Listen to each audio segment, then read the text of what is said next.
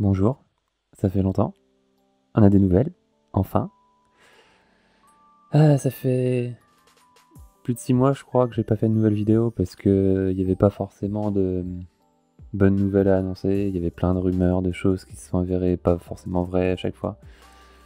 Il y a pas vraiment une nouvelle à cause des Jeux Olympiques. Ensuite, il y a eu des élections au Japon et tout ça. Donc, les nouvelles, ça viennent seulement d'arriver. Donc, vendredi 5 novembre. Enfin, une annonce officielle d'une réouverture pour le Japon. Cependant, pas encore pour les touristes, malheureusement. Désolé si vous voulez aller voyager au Japon, va falloir encore attendre. D'après les rumeurs, ça serait pas avant le printemps 2022. Parce que là, pour le moment, en tout cas, c'est autorisé que pour tout ce qui est travailleurs, hommes d'affaires, au niveau des étudiants et des stagiaires techniques. Donc il y a plus de 370 000 personnes qui attendent de rentrer sur le Japon, dont 150 000 étudiants et 110 000 stagiaires. Donc les entrées vont se faire progressivement.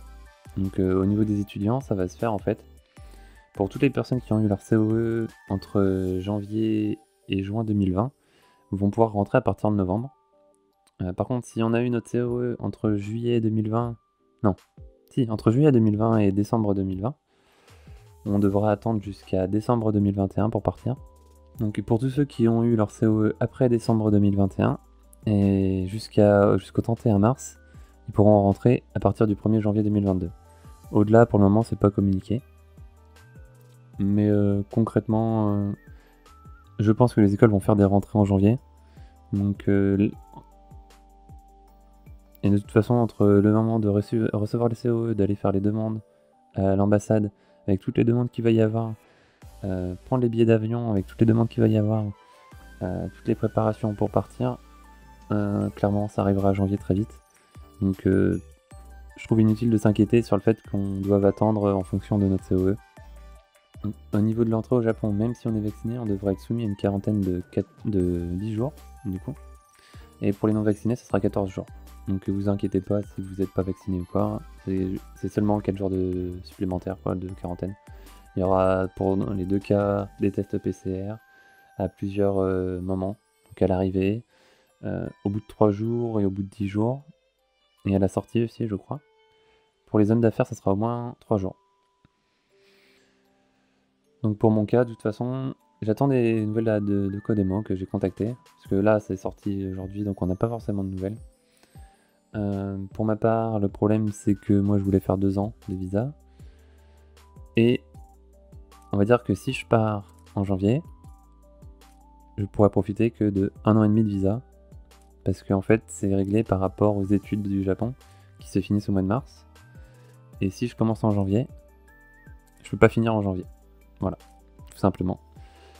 Donc j'ai commencé à voir avec Docodemo pour décaler à la rentrée donc d'avril 2022.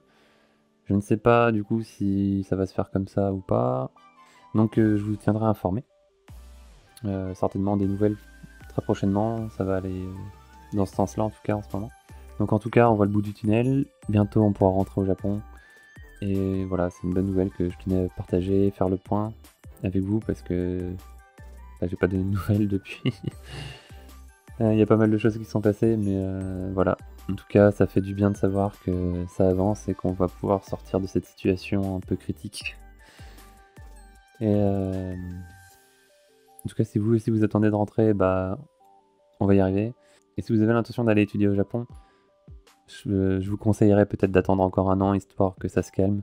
Surtout que beaucoup de monde sont en attente. Donc je pense que ça va être réparti un petit peu de façon étrange. Donc je pense que le mieux c'est d'attendre si vous n'avez pas commencé les démarches. Voilà. En tout cas, je vous dis à la prochaine sur Guili Guili. Matane.